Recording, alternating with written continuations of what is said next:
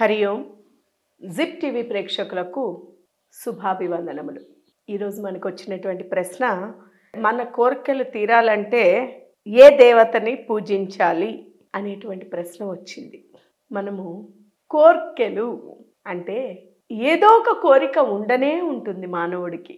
ఈ కోరిక ఒక్కొక్క దేవత ఒక్కొక్క పనికి, ఒక్కొక్క విషయానికి ఒక్కొక్కళ్ళు ఆధిపత్యం వహిస్తూ ఉంటారు. మనం లౌకికంలోనే చూడండి, ఎవరి పనులు వాళ్ళు చేస్తారు.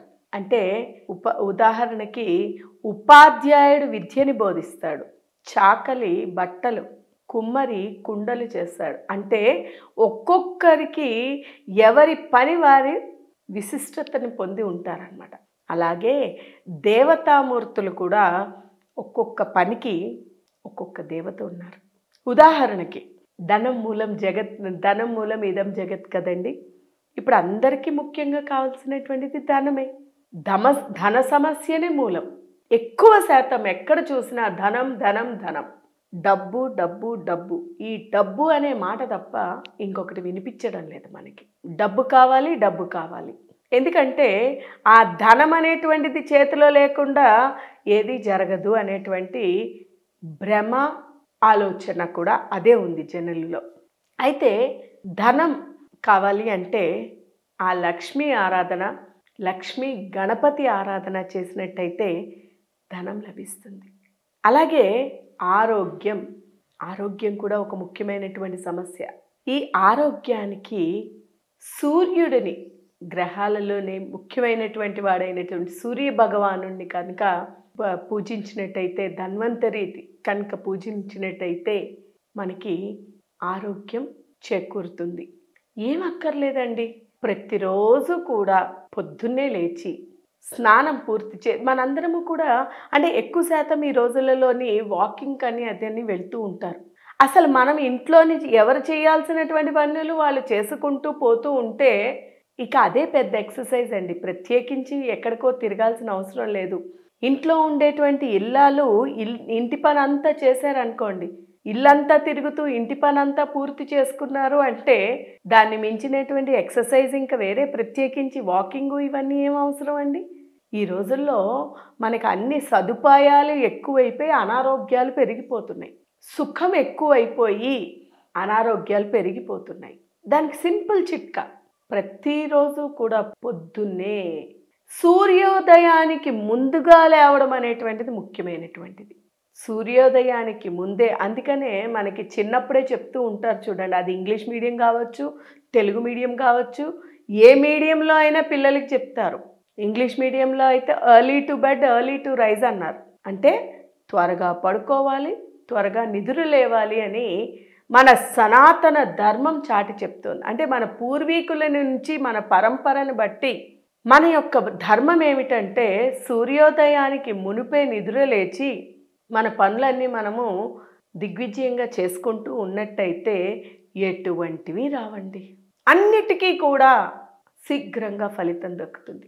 సూర్యోదయానికి ముందు లేచి కాలకృత్యాలు పూర్తి చేసుకుని దంతస్రావం అనేది చేసేసుకుని కాసేపు ఆ భగవంతుని గురించి కనుక ధ్యానం చేసినట్టయినా, అంటే సూర్యోదయానికి ముందు బ్రహ్మీ ముహూర్తం 4 నుంచి 6 లోపు, ఈ బ్రహ్మీ ముహూర్తంలోని ఏది చేసినప్పటికీ కూడా దాని యొక్క ఫలితం చాలా బాగుంటుందనే మన పెద్దలందరూ కూడా బ్రహ్మీ ముహూర్తంలో లేవమనేవారు మన నిద్ర.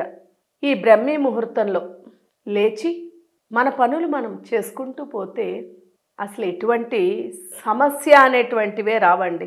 ఈ సమస్యలు తీవ్రతని రావడానికి కారణము చిన్న చిన్న విషయాలు మర్చిపోతూ ఉండడం, ఏది చెయ్యకూడదో అది చేస్తూ ఉండడం. పెద్దలు చెబుతూనే ఉంటారు, అయినా మనం దానిని వినకుండా పెడచెవిన పెట్టడమే కారణమవుతుంది. ధనానికి, ఆరోగ్యానికి అనుకున్నాం, సంతానం కావాలని కొంతమంది పరితపిస్తూ ఉంటారు. అలాగే దోషాలు, గ్రహ దోషాలు, ఇవన్నీ కూడా. దీనికి సుబ్రహ్మణ్యేశ్వర ఆరాధన, సుబ్రహ్మణ్యేశ్వరుని జపించినట్టయితే, స్మరించినట్టయితే ఫలితం ఖచ్చితంగా లభిస్తుంది. అలాగే వెంకటేశ్వరుడు, కలియుగ ప్రత్యక్ష దైవమైనటువంటి వెంకటేశ్వరుని దగ్గర వెంకటేశ్వర ఆరాధన చేసి తిరుమలకి వెళ్ళి ఎన్నెన్నో ఎన్నెన్నో మనం ఉండీలలో వేస్తూ ఉన్నాం.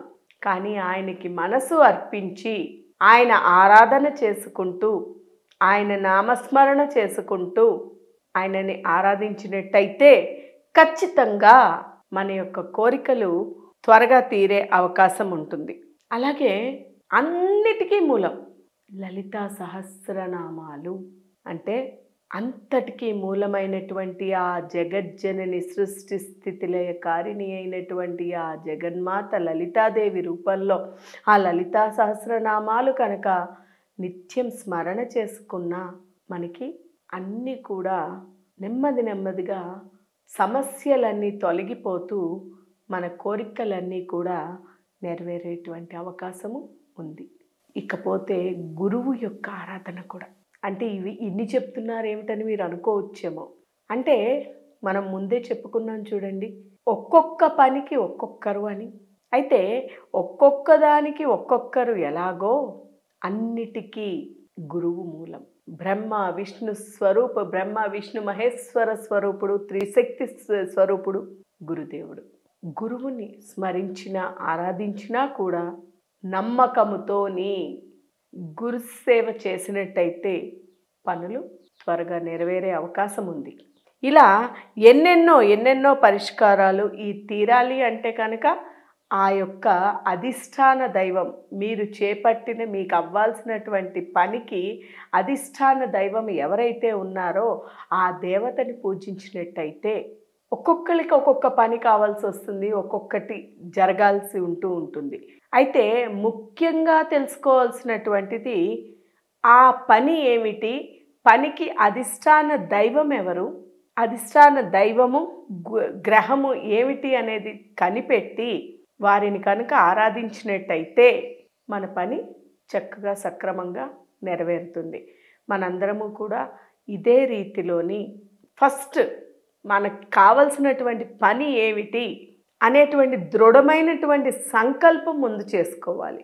పని ఏమిటి అనేటువంటిది, చేపట్టే పని ఏమిటి అనేటువంటిది కరెక్ట్గా పట్టుకున్నట్టయితే, దానికి ఏమి చెయ్యాలి అనేటువంటిది చేసినట్టయితే ఖచ్చితంగా పని జరుగుతుంది. కాబట్టి ముందు మీరు ఏమి చెయ్యాలనుకుంటున్నారు, అది ఏమిటి అనేటువంటి దృఢంగా నిర్ణయం చేసుకుని సంకల్పం గట్టిగా చేసి ఆ పనికి సంబంధితమైనటువంటి దేవత ఎవరో వారికి అధిష్టాన దేవతను ఆరాధన చేస్తే ఫలితం లభిస్తుంది. హరి ఓం తత్సత్.